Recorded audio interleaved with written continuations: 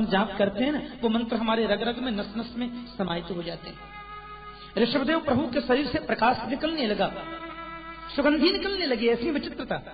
अब गांव के किसी ग्वारिया ने गऊ चराते हुए इनको देख लिया, गांव में जाके बोल दिया, बहुत ऊंचे संत आए हैं, बड़े पहुंचे संत आए हैं। सो गांव वालों की भीड़ लगी, बाबा हमको ये बताओ, बाबा हमको ये बताओ, महाराज जी ये बताओ। भगवान ऋषभ ने कहा, मैं कुछ नहीं जानता, मैं तो सिर्फ एक बात जानता हूं कि गोविंद के चरणों में अनुराग जगाओ। भागवत में लिखा है आगे, सपनो यथा ही प्रतिबोध आगते हरिस्मृति सर्व विपद विमोक्षणम। परमात्मा की स्मृति ही सब प्रकार की विपत्तियों से विमुक्ति दिलाती है और कोई साधन नहीं मोक्ष का। लेकिन लोग मानने को राजी नहीं, उनको तो चमत्कार चाहिए। मेरे जो पूज्य बाबा गुरुदेव थे, भागवत के बड़े अद्भुत विद्वान स्वामी श्री अखंडानंद सरस्वती जी महाराज, मेरे गुरुदेव के शिक्षा गुरु। एक बार मैं प्रवचन सुन रहा था तो स्वामी जी मुस्कुराकर उपदेश कर रहे थे, तो उपदेश में स्वामी जी ने कहा कि जो चमत्कार दिखाता है वो और जो हो सो हो, लेकिन संत नहीं हो सकता। बोलो जय श्री कृष्ण। संत का विश्वास चमत्कार में नहीं, संत का तो दर्शन ही चमत्कार है, उसका तो उपदेश ही चमत्कार है। चमत्कार दिखाने वाला तो बाजीगर है, संत थोड़े ही है। ऋषभ ने कहा, भैया भजन करो और मैं क्या बताऊंगा। लेकिन लोग मानने को राजी नहीं, तो ऋषभ दूसरे वन में चले गए, वहां भी भीड़ लगना शुरू। तीसरे वन में चले गए, वहां भी लोगों की भीड़ शुरू। दुनिया के लोगों को चमत्कार चाहिए। इन्होंने नहाना धोना बंद कर दिया, इतना बड़ा पत्थर लेके मुंह पर रख लिया और जो भी आवे उसको मुंह खोल के पत्थर दिखा दे। लोग बोले, राम राम राम, पागल बाबा ही है क्या, न नहाता है न धोता है, ऐसी पड़ा रहता है। दूसरे दिन से एक व्यक्ति भी उनके पास में नहीं गया। भगवान ऋषभ ने कहा, भला हो इस 250 ग्राम पत्थर का, संसार का झंझट छुड़ा दिया, अब भजन कर लगा। हाँ, और एक बात आपसे कहें, मेरे ब्रजमंडल में बड़े निर्मल संत निवास करते हैं। बरसाना धाम है ना, लाडली जी का धाम बरसाना, वहां बगल में एक जगह गहवर बन, वहां एक संत को मैंने देखा, छोटी सी पर्णकुटी बना के रहते, अभी तो वो ब्रह्मलीन हो गए। वो महात्मा किसी से बात नहीं करते, ब्रजवासियों के घर से मधुकरी मांग कर के लाते और बस मधुकरी रोटी, और वो मधुकरी भी भिक्षा भी रोज नहीं मांगते, महीना में एक दिन मांगने जाते। बस एक एक रोटी ब्रजवासियों के घर से लाते और 60 रोटी हो जाती तो उनको थैले में रख देते, थैला खुंटी पर टांग देते, रोटी बिल्कुल सूख जाती।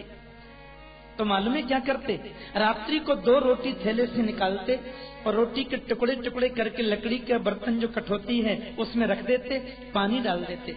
सवेरे तक रोटी गल जाती तो उसके पानी को निकाल देते और उसमें नमक डाल करके खा लेते, और दिन भर भजन, दिन भर प्रभु का चिंतन। किसी ने कहा, बाबा आप ऐसा क्यों करते हैं, यदि ब्रजवासियों के घर की भिक्षा ही लेनी है तो रोज ले लिया करो। तो महात्मा ने क्या सुंदर जवाब दिया, बेटा हम खाने के लिए नहीं जीते, जीने के लिए खाते हैं। यदि रोज भिक्षा लेने में जाऊंगा तो सारा समय भिक्षा में निकल जाएगा, तो गोविंद का भजन कब करूंगा जिसके लिए मुझे शरीर मिला। ऐसे ऐसे निर्मल संत, जिनको किसी से मिलना पसंद नहीं, जो जिन संतों को पड़ोसी नहीं जानते, ऐसे ही निर्मल हृदय के संत ऋषभ एकांत में भजन करने लगे, योग के माध्यम से देह को त्याग दिया। लेकिन पिताजी के जो संस्कार हैं वो भरत जी में हैं। भरत ने बहुत समय तक प्रशासन किया, अपने बेटा सुमति को राज्य गद्दी पर बिठाया और महात्मा भरत भी वन में चले गए। गंडकी नदी में स्नान किया, एकांत निर्जन नितांत निर्जन वन में, परो रजस सवितुर्जात वेदो देवस्य भर्गो मनसेदम जजाना। स्नान करते हैं, सूर्य को अर्घ्य देते, गायत्री मंत्र जाप करते और फिर भगवान के नाम का स्मरण करते। ये उनका संकल्प था भरत महाराज का। कभी कभी तो गंडकी नदी के कंठ पर जल में खड़े होकर के ओम नमो भगवते वासुदेवाय द्वादशाक्षर मंत्र जाप करते। एक दिन क्या हुआ मालूम, आदरणीय भरत जी बहुत वर्ष बीत गए, गंडकी में स्नान करते, गंडकी जहां सालिग्राम प्रकट होते, अब उसमें खड़े होकर के भजन कर रहे थे कि कोई हिरणी पानी पीने के लिए आई, ऐसी कथा भागवत में है। और वो हिरणी गर्भवती थी, जीव जंतुओं में हिरण बड़ा भीरू प्राणी होता है। वो हिरणी बेचारी पानी पीने लगी, पीछे से किसी शेर ने जोर की दहाड़ लगाई तो भय के मारे हिरणी धड़ाम से नदी में कूद गई शेर के डर से, और जल्दी जल्दी नदी को पार करने लगी तो उसके गर्भस्थ शिशु ने बीच नदी में जन्म ले लिया। दूसरी पार पे गई, एक तो प्रसव की पीड़ा, शेर का भय, हिरणी मर गई। भगवान सुखदेव कहते हैं राजन, उसका नन्हा सा बालक बहता हुआ नदी में जा रहा है। महात्मा भरत जी ने उस बहते बालक को देखा, दौड़कर उसको हृदय से लगाया। बर्फीला पानी, ठंडी का प्रदेश, ठंडी का समय भी, बालक ठिठुर रहा है। संत उसको लेकर के आए, कम्बल उम्बल उड़ाया, उसको स्वस्थ किया, कुछ लकड़ी आदि जलाकर के कुछ गर्मी पहुंचाई। ये क्या किया? बहते हुए को बचाया, ये उपकार किया। क्योंकि परहित बस जिनके मन माही, तिन कह जग दुर्लभ कछु नाहि। कि परहित सरिस धर्म नहीं भाई, पर पीड़ा सम नहीं अधमाई। दूसरे का हित करना यह सर्वोत्तम धर्म है गोस्वामी जी की नजर में। तो भरत महाराज ने बहते हुए हिरण के बच्चे को बचाया, ये उपकार किया। परोपकाराय सताम विभूतये। लेकिन ये उपकार सच्चा उपकार कब माना जाता है? जब 10-5 दिन उस हिरण के बच्चे को अपनी कुटिया में रखते, और जब हिरण का बालक थोड़ा बड़ा हो जाता तो हिरण के झुंड में जाकर के छोड़ देते, बेटा अब तुम अपनी बिरादरी में जाओ और मुझे भजन करने दो। ये तो अच्छा था। लेकिन महात्मा भरत ने ऐसा नहीं किया। सुखदेव प्रभु कहते हैं, उस हिरण के बच्चे को नहलाते हैं, धुलाते हैं, खिलाते हैं, पिलाते हैं, उसके प्रति थोड़ी ममता होने लगी। शास्त्र कहता है प्रेम तो सबसे करो, लेकिन ममता किसी से नहीं। ममता बंधन कारक है। और हुआ ऐसा कि जितनी माला वो जपते थे, हिरण की सेवा में समय ज्यादा लगने लगा, मालाओं की संख्या कम होती गई, भजन का समय कुछ कम हो गया। कबीर महाराज फरमाते हैं ना, आए थे हरि भजन को ओटन लगे कपास। अपने बेटा, अपनी पत्नी, अपना परिवार, महल खजाना सब छोड़ा और जंगल में आकर के हिरण के बच्चे में फंस गए। मैंने कल कहा था ना, मन पर कभी विश्वास मत करो, ये कहां फिसल जाएगा कौन जाने। धीरे धीरे इनकी रुचि उसमें बढ़ गई। हाथ में चल रही है माला, मुख से बोल रहे हैं प्रभु का मंत्र, और दिल में बैठा है हिरण का बेटा। और कभी कभी तो ये माला जपते तो हिरण का बच्चा अपने मुख से इनकी पीठ खुजलाता तो माला बीच में छोड़ देते। मुझे पिताजी मानता है, कैसी सेवा करता है मेरी। उसको गोदी में लेकर दुलार करते, लाड़ करते। और कभी कभी हिरण का बालक जब थोड़ा विलंब से बड़ा हो गया ना, तो जरा वन में चला जाता, तो कभी सूर्य को नमस्कार करते, हे सूर्य नारायण, हे चंद्र देवता, हे देवताओं, हे वन के अधिष्ठाता, मेरे बच्चे की रक्षा करना, उसे कोई जीव न खा जाए। ऐसी उसके प्रति ममता हो गई। और मृत्यु का समय जब आया, न राम की याद, न कृष्ण की याद, न गोविंद स्मरण, जन्म जन्म मुनि यतन कराए, अंतराम कहीं आवत नहीं। हिरण की याद करते करते प्राण निकल गए। और शास्त्र ये कहता है कि अंतिम समय आप तन्मय होकर जिसका चिंतन करते हैं, मृत्यु के बाद उस शरीर में आपको जाना पड़ सकता है, जरूरी नहीं है, लेकिन ऐसा नहीं हो, ऐसा भी नहीं है। एक बात कहूं, किसी भी आदमी की मृत्यु हो जाती है तो हम लोग उसको काठी पर बांधकर जब ले जाते हैं, शव यात्रा चलती है, तो क्या बोलते चलते हैं?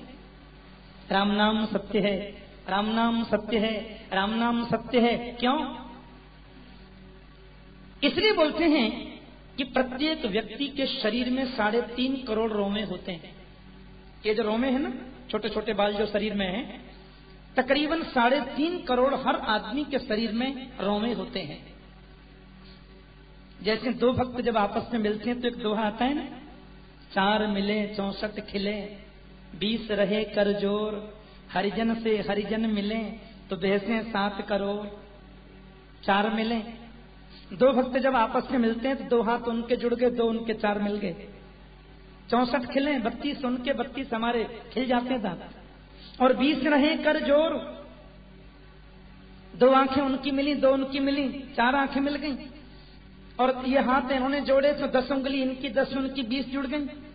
और हरिजन से हरिजन जब मिलते हैं तो 7 करोड़ रोमे प्रमुदित हो जाते हैं, बेहसने लग जाते हैं। तो 3.5 करोड़ रोमे प्रत्येक व्यक्ति के शरीर में होते हैं। और हर आदमी केवल नासिका से ही श्वास नहीं लेता, ध्यान देना। श्वास हम यहां से भी लेते हैं, श्वास हम यहां से भी लेते हैं। ये सड़क जिससे बनाई जाती है ना, गोलतार बोलते हैं जिसे, आप किसी आदमी के शरीर पर पूरा गोलतार लपेट दीजिए और केवल नाक छोड़ दीजिए श्वास लेने के लिए, 45 मिनट में वो आदमी मर जाएगा। केवल नासिका से श्वास लेकर व्यक्ति जिंदा नहीं रह सकता, क्योंकि उसको श्वास यहां से नहीं मिला, उसे श्वास यहां से नहीं मिला। तो हमारी शास्त्रीय मान्यता है कि प्रत्येक व्यक्ति अपने हर रोमे से श्वास लेता है। इसलिए हमारे यहाँ का नियम है कि वस्त्र या तो सूती पहनना चाहिए या खादी पहनना चाहिए, ताकि आपके पूरे शरीर को हवा मिले और पूरा शरीर आपका श्वास ले। तो हमारी ये मान्यता है कि व्यक्ति को जब स्मशान भूमि तक ले जाते हैं तो बोलते चलते हैं राम नाम सत्य है, राम नाम सत्य है। क्यों? क्योंकि हम ऐसा सोचते हैं कि 3.5 करोड़ रोमे में हो सकता है किसी एक रोमे में इसका श्वास हिटका रह गया हो, और हो सकता है स्मशान भूमि तक पहुंचते पहुंचते वो श्वास इसका निकलने लगे और आधे क्षण की इसको चेतनता आ जाए, और आधे क्षण की चेतनता आते ही खाली राम नाम को सुन ले तो भी इसका कल्याण हो जाएगा। इसलिए जब तक शरीर को चिता पर नहीं रख देते, राम नाम सत्य है, राम नाम सत्य है बोलते चलते हैं, क्या मालूम किस रोमा में श्वास हिटका है और जरा सा श्वास आ जाए और ये सुन ले नाम को। और अमेरिका में तो बहुत से डॉक्टरों ने रिसर्च करके बताया भी है कि मृत्यु के कई घंटे बाद व्यक्ति वास्तविक रूप से मरता नहीं है। वैसे हमारे यहाँ जो प्राण होते हैं, प्राण अपान उदान समान व्यान नाग कुर्म कृकल देवदत्त धनंजय, उसमें एक प्राण तो ऐसा है जो जलने के बाद ही शरीर में से निकलता है, मरने के बाद भी शरीर में रहता ही है, वो जिसको धनंजय नाम का प्राण बोलते हैं। तो ऐसे ही हमारी मान्यता है कि श्वास रह गया हो और जरा चेतनता आ जाए और राम नाम को सुन ले तो भी इसका कल्याण हो जाए। इतनी प्रभु के नाम की महिमा है, इतनी परमात्मा के नाम की महिमा है। हमारे संतों ने, हमारे मनीषियों ने ये माला जपने की विधा इसलिए बनाई कि माला जपते जपते तुम्हारा अभ्यास बढ़े, नाम जप में अभ्यास बढ़े, फिर बिना माला के भी नाम चलता रहे और जीवन भर का अभ्यास होगा तो हो सकता है कि मृत्यु के समय एक बार झूठे को भी राम नाम निकल जाए तो तुम्हारा कल्याण तो हो जाए। इसलिए माला जपने की परंपरा बताई। और यहां तो हिरण की याद करते करते मर गए, इसलिए मृत्यु के बाद इनको हिरण का शरीर मिला। पर स्वल्पोपनिष्ठितो धर्मस्त्रायते महतो भयात्, थोड़ा सा किया गया धर्म भी कभी कभी व्यक्ति को बड़े बड़े भयों से बचाता है, आदेश करते हैं योगेश्वर कृष्ण। हिरण के शरीर में जाने के बाद भी भरत जी का पूर्व जन्म का स्मरण नष्ट नहीं हुआ, और वो सोचने लगे देखो तो सही, मैं राजा भरत था, पिता का उपदेश सुना, जंगल में चला गया और एक हिरण के बच्चे में ऐसा मन फंसा कि आज मुझे हिरण बनना पड़ा। अब खाई सो खाई, आगे खाई सो राम दुहाई। इसलिए एक भी काम अब ऐसा नहीं करूंगा जिससे मुझे फिर बंधना पड़े। बंबई में कथा कर रहा था एक बार, तो वहां सब दूर दूर से लोग आते सुनने को कथा। एक माता जी आती थी, सबसे आगे उनको बैठना और 3 घंटे की कथा में 3 बार बीच में उठना उनका नियम था। वक्ता को सबसे ज्यादा तकलीफ यदि होती है कथा में किसी बात से, तो आगे बैठने वाला यदि ज्यादा उठता हो तो बहुत कष्ट होता है। इसलिए आगे वाले श्रोताओं को ज्यादा सतर्कता से सुननी चाहिए कथा। लेकिन माता जी का नियम, हर घंटे में उठना, सारी जनता को चीरते हुए पीछे जाना और 5 मिनट में लौटकर फिर जनता चीरते हुए आना, फिर आगे आके बैठ जाना, पर हिम्मत किसी की जो उनसे कुछ बोल दे। जब ये कथा उन्होंने सुनी कि हिरण की याद करके भरत जी मर गए, उनको हिरण बनना पड़ा। कथा के बाद मेरे से बोली, ठाकुर जी मुझे तो बड़ी चिंता हो गई। मैंने कहा क्यों चिंता हो गई माँ? बोले महाराज आप ये नहीं पूछोगे मैं 3 बार क्यों उठती हूँ कथा में? मैंने कहा जी कृपा करके बता दीजिए। वैसे आप जो कथा में उठती हैं मेरे से ज्यादा इस बात को और कोई नहीं जानता, क्योंकि मैं यही नजर रखता हूं कि घंटा भर हुआ और आप उठे।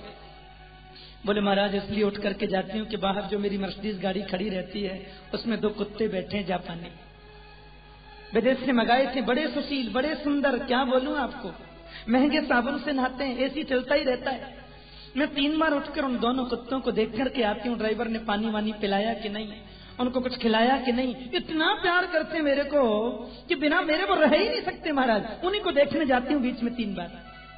लेकिन ये कथा सुनी कि हिरण की याद करके मरे तो उनको हिरण बनना पड़ा, तो मुझे थोड़ी चिंता हो गई है। मैंने कहा माता या तो उन कुत्तों को आज से छोड़ दो, नहीं तुमको वही बनना पड़ेगा, ये कन्फर्म है। बोलो जय श्री कृष्ण। कुत्ते को दूर से भोजन दो।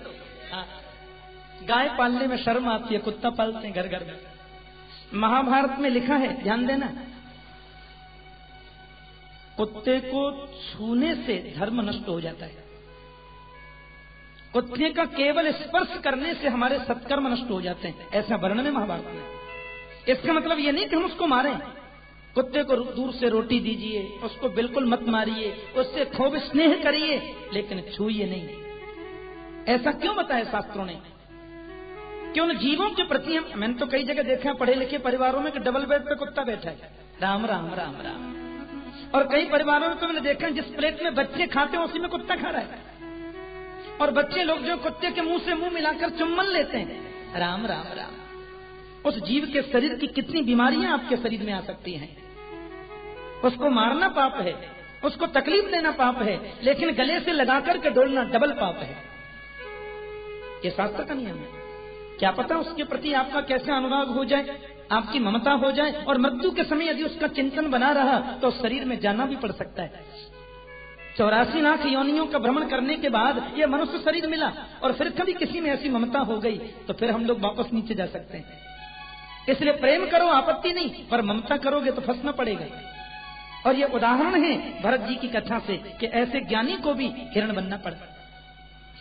लेकिन हिरण बन के भी एकांत में रहते, सूखी घास खाते, हरी घास नहीं खाते। एक बार जंगल में थोड़ी आग बाग लग गई, सब हिरण चले गए, ये नहीं गए, शरीर को त्याग दिया। और परमात्मा ने कृपा करी, तीसरी बार अंगिरस गोत्रीय ब्राह्मण के घर इनका जन्म हो गया। पंडित जी की 2 पत्नी थी, एक पत्नी के कई बेटी बेटा, एक पत्नी का जो बेटा हुआ वो भरत जी थे। और संजोग देखो, भगवान की कृपा से इस जन्म में भी इनका नाम भरत ही था।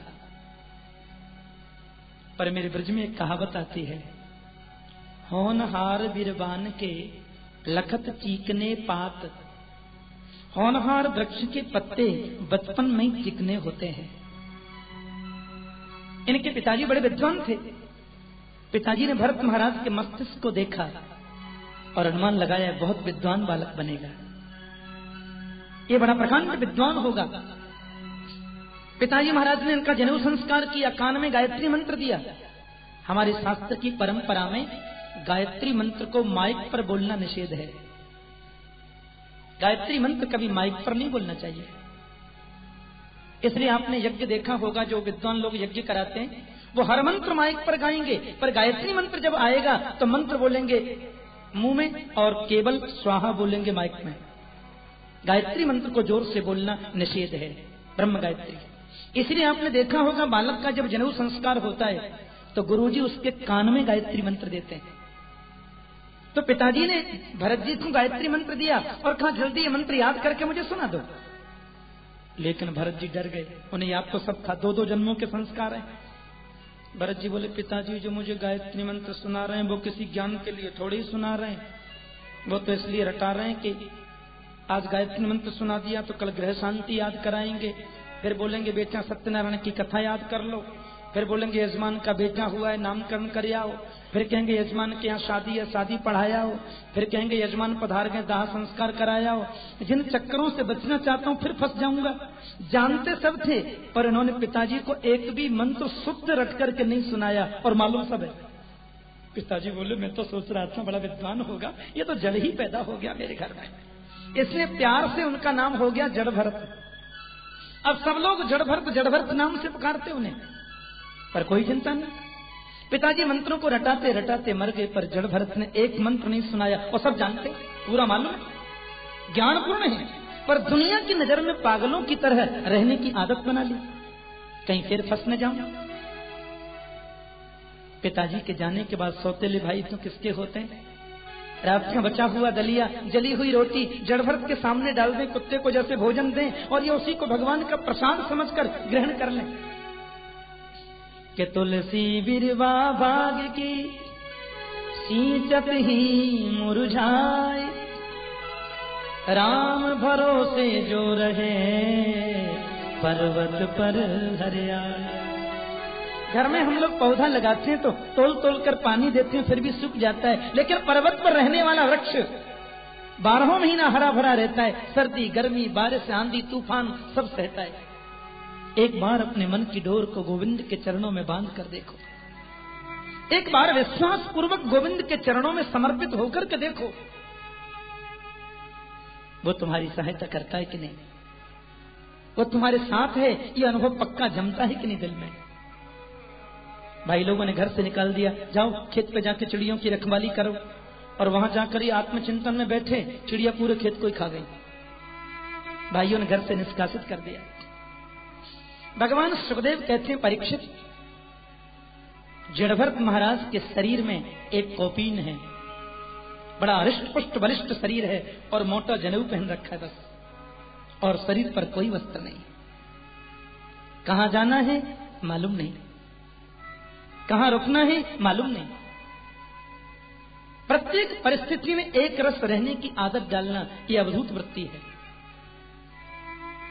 रास्ते में जा रहे थे, कोई गुलाब की माला पहना जाए इससे प्रसन्नता नहीं, और कोई एकाध मुट्ठी बालू भी फेंक दे इससे कोई दुख नहीं।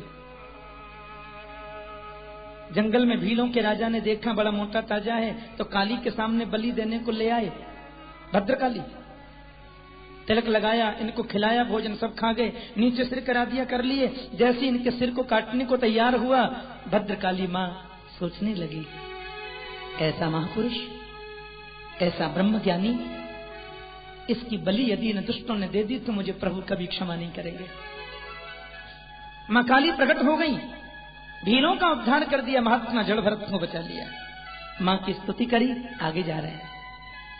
लेकिन आश्चर्य, 5 मिनट पहले मेरे सिर को कोई काट रहा था, इससे मन में दुख नहीं था, और अभी माता ने मुझे बचा लिया, इससे मन में प्रसन्नता भी नहीं है। दोनों परिस्थितियों में एक रस होना, सज्जनों, ये बहुत ऊंची स्टेज है, अवधूत वृत्ति। जड़भरत जी महाराज जा रहे थे, मार्ग में सामने से आ रहा था एक सिंधु सौवीर देश का राजा रघुगण। बहुत ध्यान से सुनना ये प्रसंग। रघुगण पालकी में बैठ के जा रहा था। पालकी आपने देखी होगी, 2-4 लोग आगे 2-4 लोग पीछे कंधे पर लेके चल रहे हैं, और पालकी में श्रीमान राजा चल रहे हैं। एक व्यक्ति अस्वस्थ हो गया जैसे, और वो कहने लगा, महाराज मैं पालकी नहीं चला पा रहा हूँ, अब मैं क्या करूं, मुझे आदेश करें।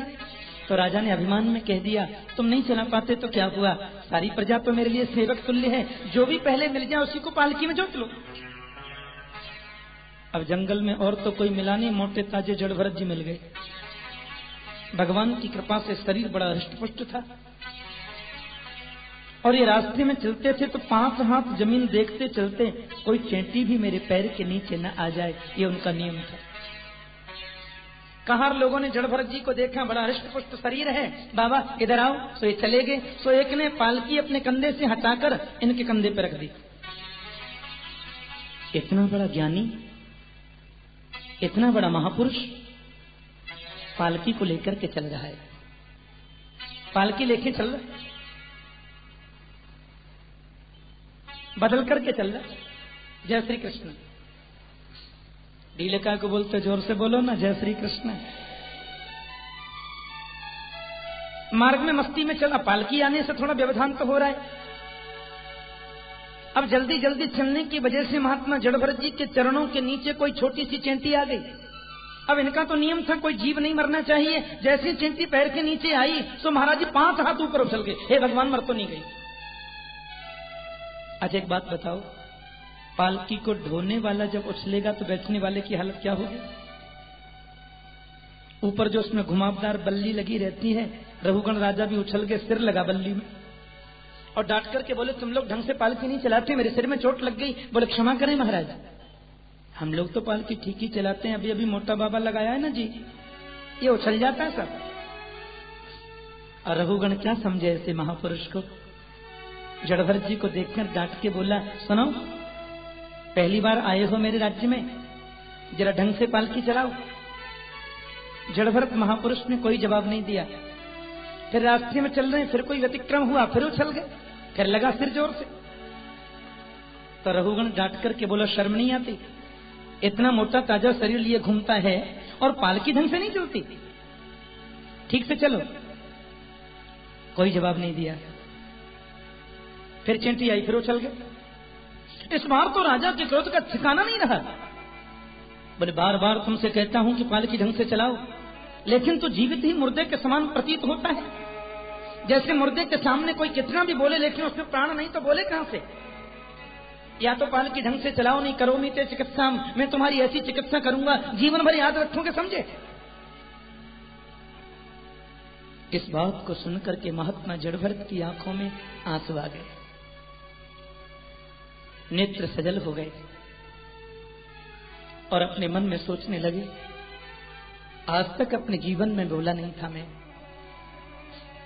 लेकिन आज मुझे बोलना होगा, क्योंकि आज यदि मैं नहीं बोला तो लोग यही कहेंगे कि जड़भरत जैसे ज्ञानी ने जिसकी पालकी को कंधे पर उठाया, फिर भी वो राजा मूर्ख का मूर्ख ही रह गया है। इस जीव के कल्याण के लिए मुझे बोलना चाहिए। महाराज ऐसा अद्भुत बोले, दो दो माइक सामने लगे हों, तीन तीन गद्दे बिछे हों, आप जैसे प्रेमी लोग कथा सुन रहे हों, तो 3 घंटे का 30 घंटे भी नॉन स्टॉप सुनाई जा सकती कथा, कोई बड़ी बात नहीं।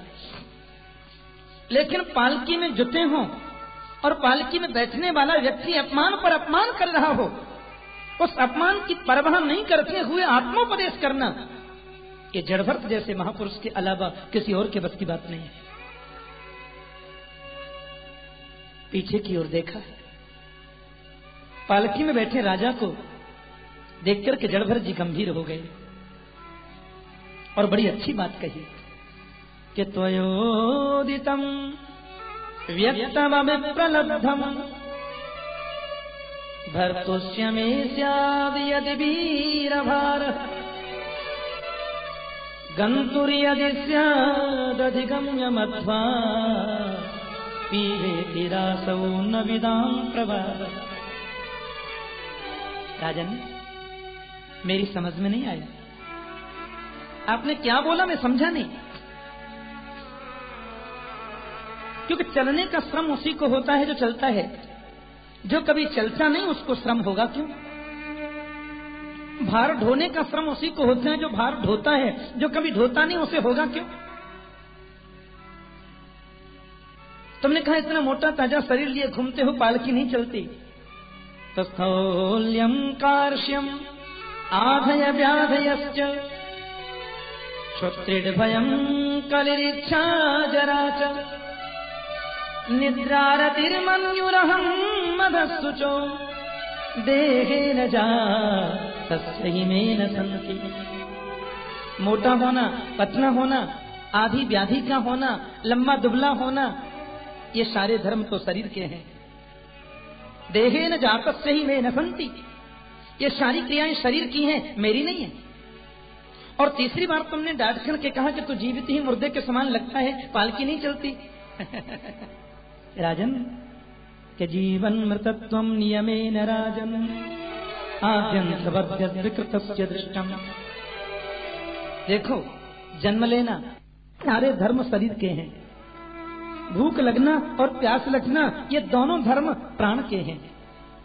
इच्छा, निद्रा, तंद्रा, भय, ग्लानि, क्रोध आदि का होना ये धर्म मन और बुद्धि के हैं।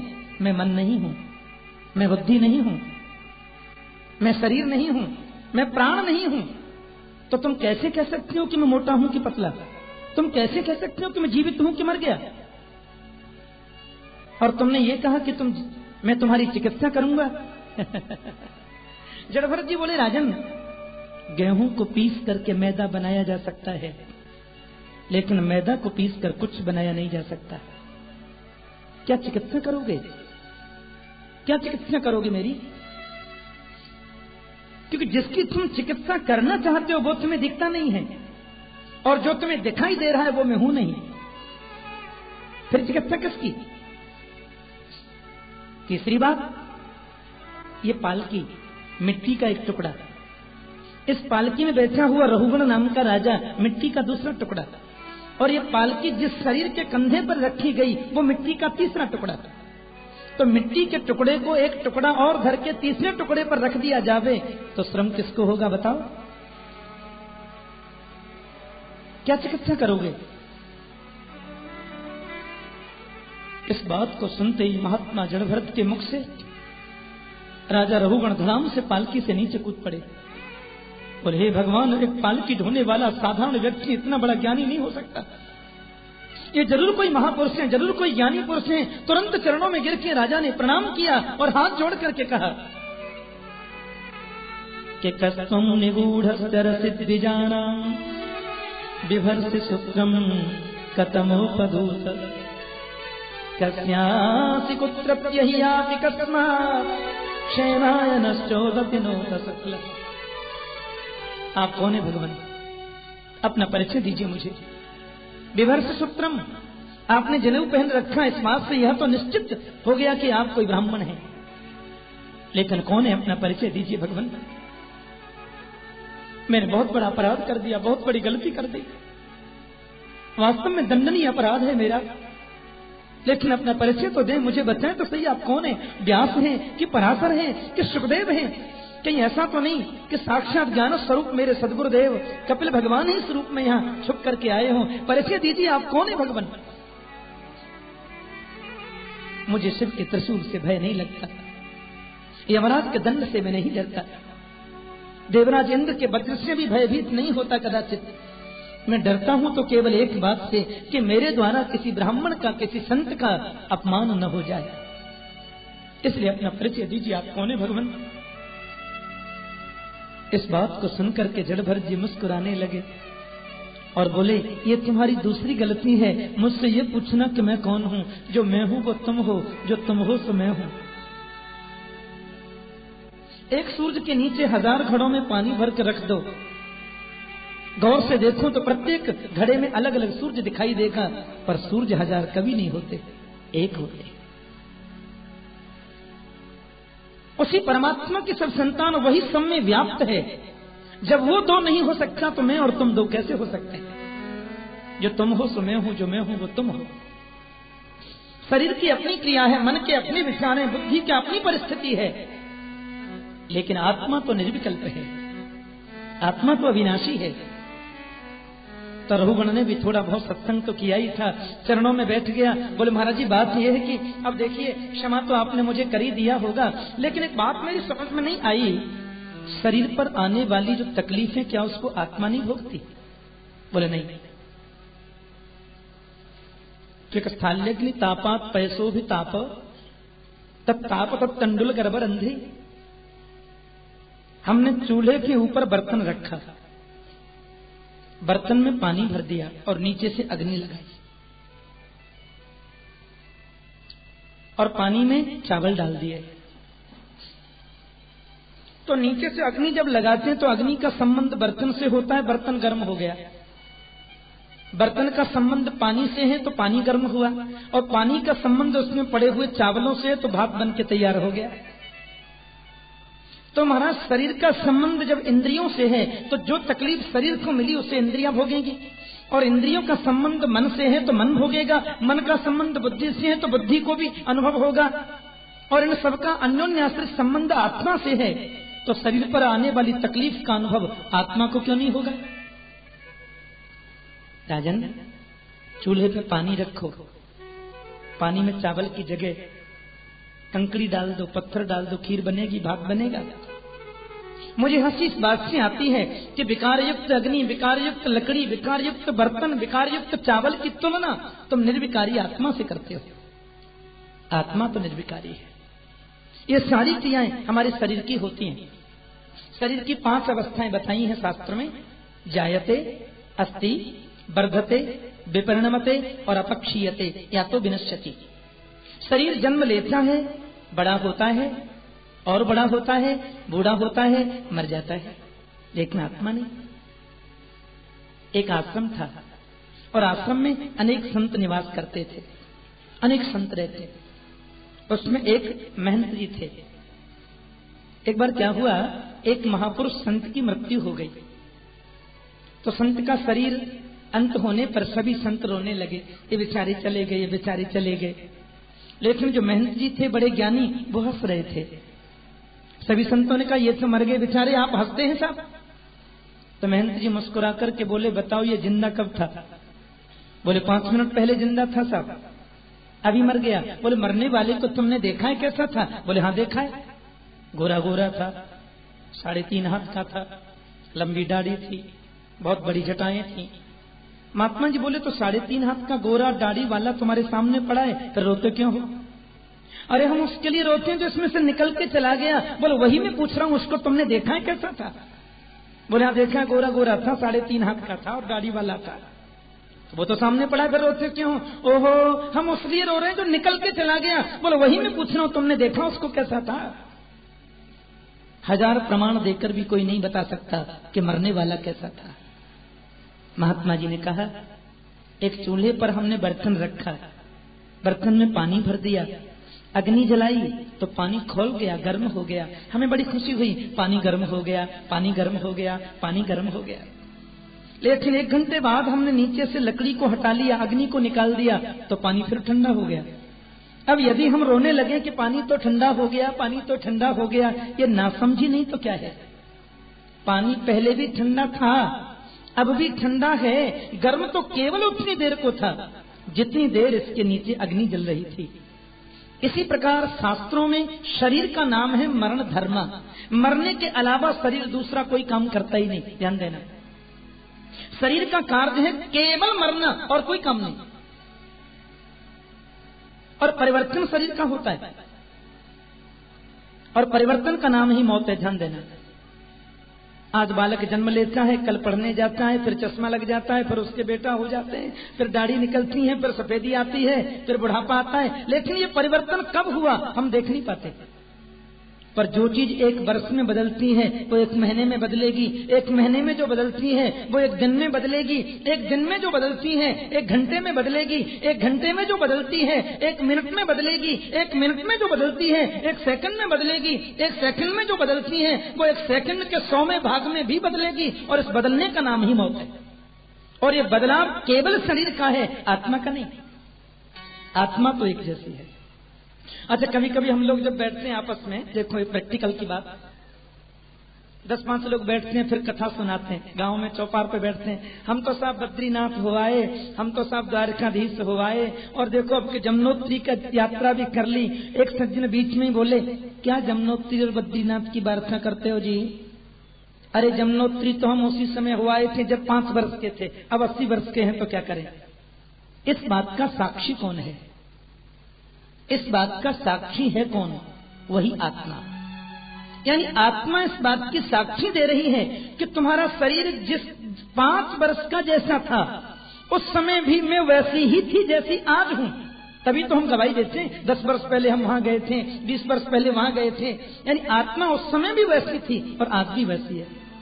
7 महीने के गर्भस्थ शिशु की जैसी वैसी 80 वर्ष के वृद्ध की थी। तो आत्मा जो है वो अपरिवर्तनीय है। और परिवर्तन संसार का और शरीर का है। सर्वे क्षयांता निचया पतनांता समुश्रयात संयोगस्य वियोगांता जीवितम मरणावधि।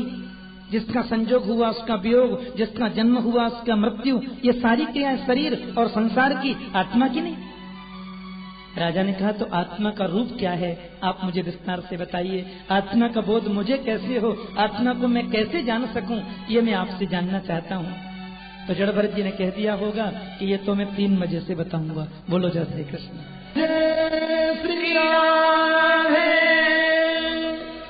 श्री द्वारिकाधीश की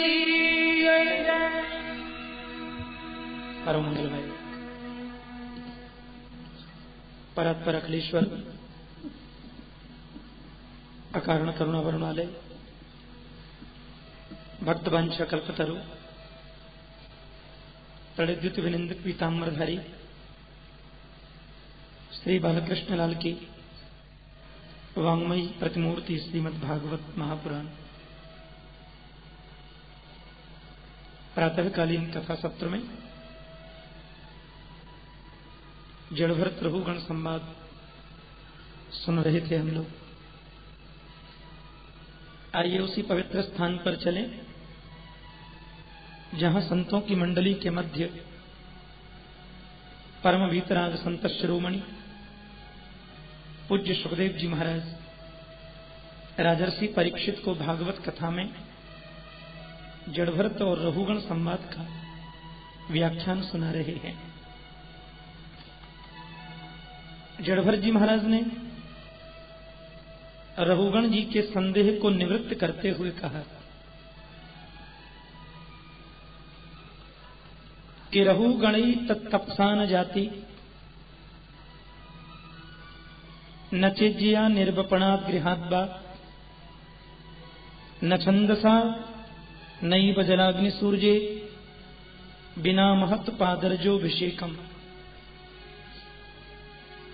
आत्मा का साक्षात्कार चिंतनात्मक रीति से होता है। राजा ने कहा आत्मा का कलर कैसा होता है, गोरा कि काला? जड़भरत जी बोले वो देखने की चीज नहीं है, मेरे को कुछ तो बताइए। बोले वाणी का विषय नहीं है। तो फिर आत्मा क्या है? बोले वह केवल चिंतन का विषय है। एकांत सेवन करते हुए व्यक्ति जब नित्य शुद्ध स्वरूप का चिंतन करे तो धीरे धीरे धीरे उसे आत्मा की अनुभूति हो जाती है। और एक बार जिसे अनुभूति हो जाए, एक बार आत्मबोध जिसे हो जाए, उसकी दृष्टि में न जीने का कोई अर्थ होता है, न मरने का कोई मतलब होता है। भगवत प्राप्त जो संत होते हैं वे जीवित ही मुक्त होते हैं। श्रीधर स्वामी ने भागवत की टीका में लिखा मुक्ता अपि लीला विग्रहम धृत्वा भगवत गुणानुवर्णनम कुर्वन्ति। जो मुक्त लोग होते हैं वो लीला विग्रह लेकर लीला करते हैं, वस्तुतः वे मुक्त ही होते हैं। चार भाई हैं ना, सनक सनंदन सनातन सनत कुमार। एक बार ये चारों रास्ते में जा रहे थे तो हुआ ऐसा, 5 वर्ष के देखने में लगते हैं खाली। सामने से शिव और पार्वती आ रहे थे। भगवान सांब सदाशिव को देखकर के चारों भाइयों ने प्रणाम नहीं किया, क्योंकि दुनिया की परिस्थिति बड़ी विचित्र है। दुनिया में दुनिया के अनुसार जीना बहुत मुश्किल है। कोई आदमी नीचे सिर करके चले तो कहेंगे कर्म ही ऐसा किया है, ऊपर सिर कर ही नहीं सकता। और कोई ऊपर सिर करके चले तो कहेंगे 4 पैसे क्या कमा लिए, झुकना ही नहीं जानता, बड़ा अभिमानी हो गया। और कोई न ऊपर देखे न नीचे देखे, अगल बगल में देखता चले तो लोग कहेंगे आंखों का ठिकाना ही नहीं है, घूमती रहती है। बोलो जय श्री कृष्ण। कैसे जिया जाए संसार में? इसलिए ज्ञानी लोग शरीर को प्रणाम नहीं करते, शरीर का बंधन अपेक्षित नहीं समझते। वे तो मन ही मन परमात्मा को प्रणाम करते। अब चारों भाइयों ने लौकिक रूप से प्रणाम किया नहीं, मन में कर लिया होगा।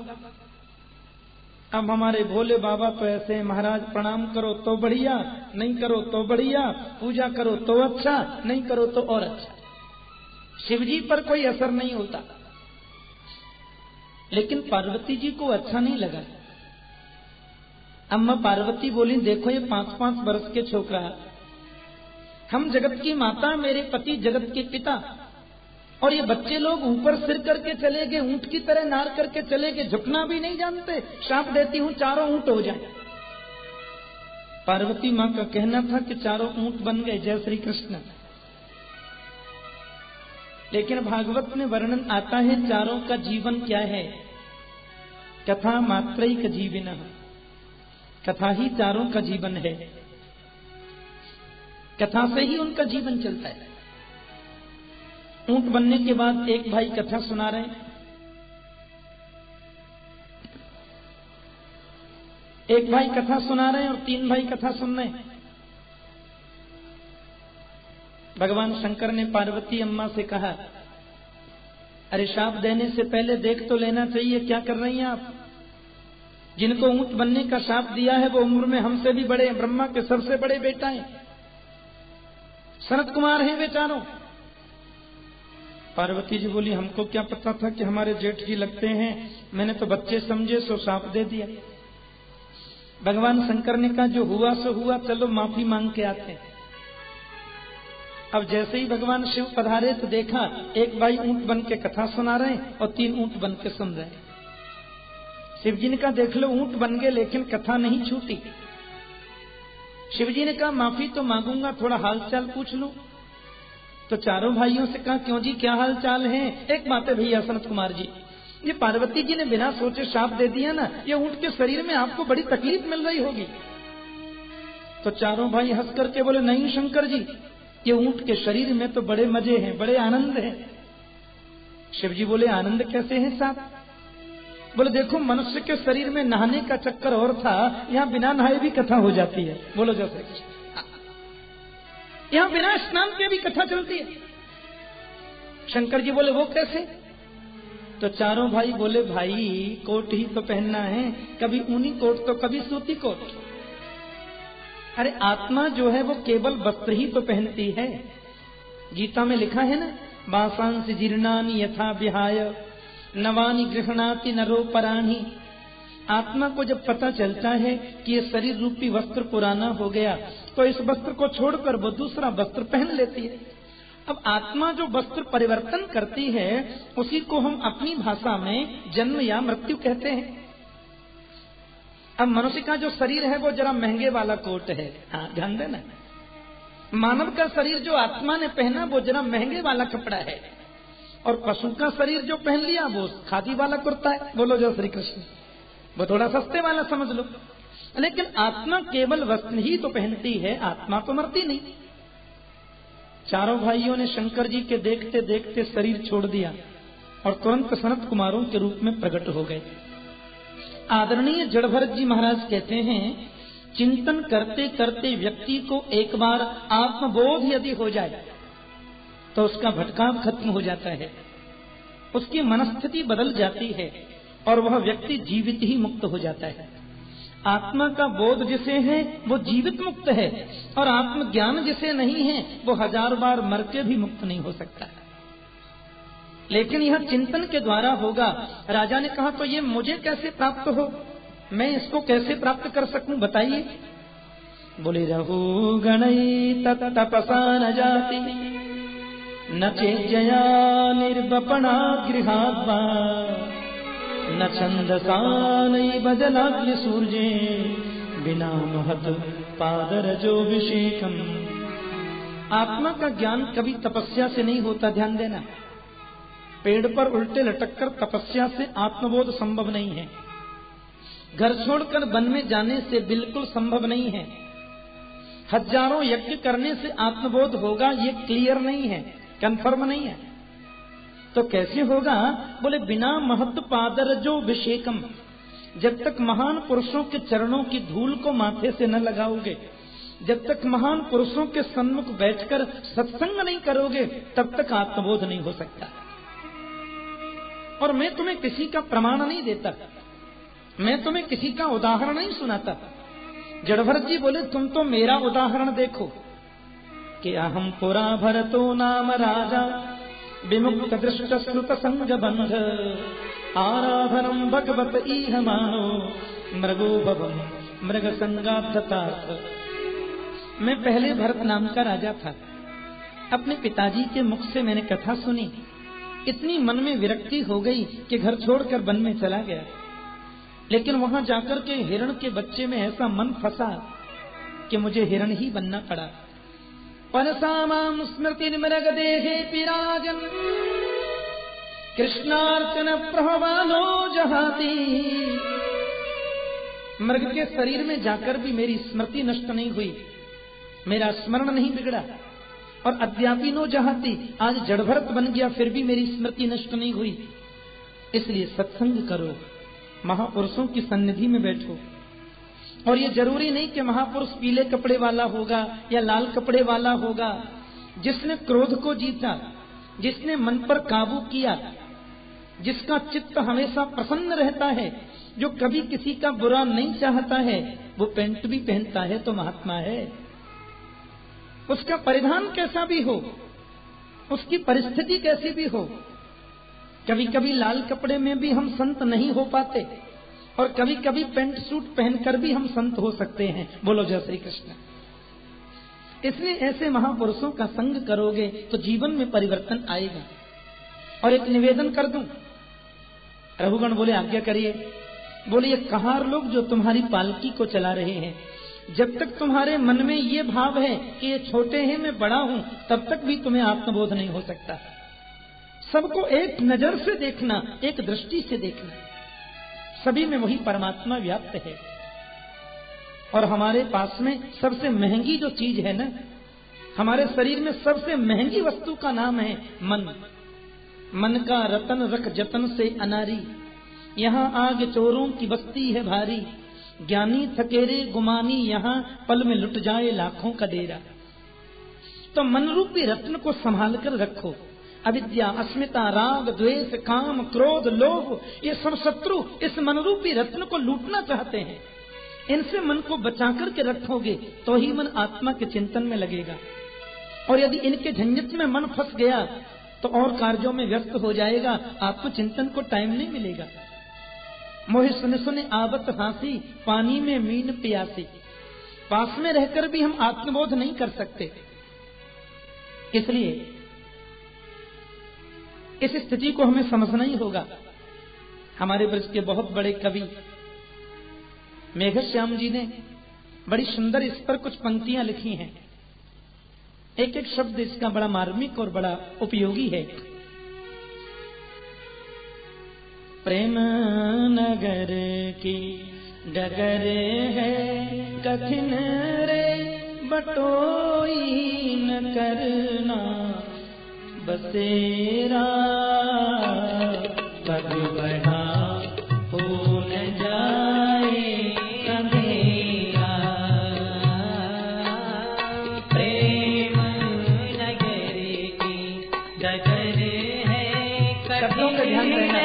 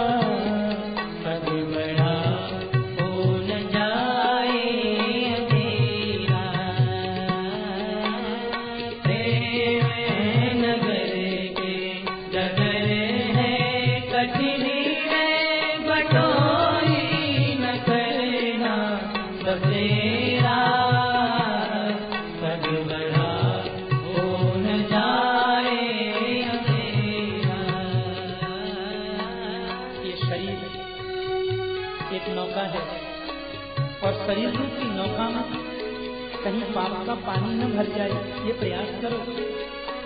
नादान केवट संभल के चलो, ये माया का भंवर इतना विचित्र है, इसमें सब फंस जाते हैं। इसलिए हमें सावधानी से नौका चलानी है। ध्यान दें, मन का रतन रख जतन से अनारी, मन का रतन रख जतन से अनारी, मन का रतन रख जतन से अनारी, मन का रतन रख जतन से अनारी। यहाँ आज चोरों की बस्ती है भारी, यहाँ आज चोरों की बस्ती है भारी। ज्ञानी सकेरे गुमानी, यहाँ पल में लुट जाए लाखों का डेरा। बड़े बड़ा हो न जाए अंधेरा, प्रेम नगर के जगरे है कचनी रे बटोई, न करेगा बनेरा। बड़ बड़ा हो न जाए अंधेरा। बादल विपत की समझ रुक हवा लगी है दिखाने, समझ रुक हवा लगी है दिखाने, समझ रुक हवा रंग लगी है दिखाने, समझ रुक हवा रंग लगी है दिखाने। इसका मरम जान ले रे दीवाने, इसका मरम जान ले रे दीवाने। एक वीराना है भोले पथिक रे, समझ मित्र है कौन तेरा। बड़े बड़ा हो न जाए अंधेरा, प्रेम नगर के जगरे है कचनी रे बटोई, न करना बनेरा। बड़े बड़ा हो न जाए अंधेरा। देश वीराना है, ये हमारा देश नहीं है, ये धर्मशाला है। धर्मशाला हम लोग सब आए हैं, रात गुजारनी है। किसी की 70 वर्ष की रात है, किसी की 80 वर्ष की रात्रि है, कोई 100 वर्ष की रात्रि सोता है। पर ये हमारा देश नहीं, अपना देश तो गोविंद का है। गोविंद के चरणों की सन्निधि हमारा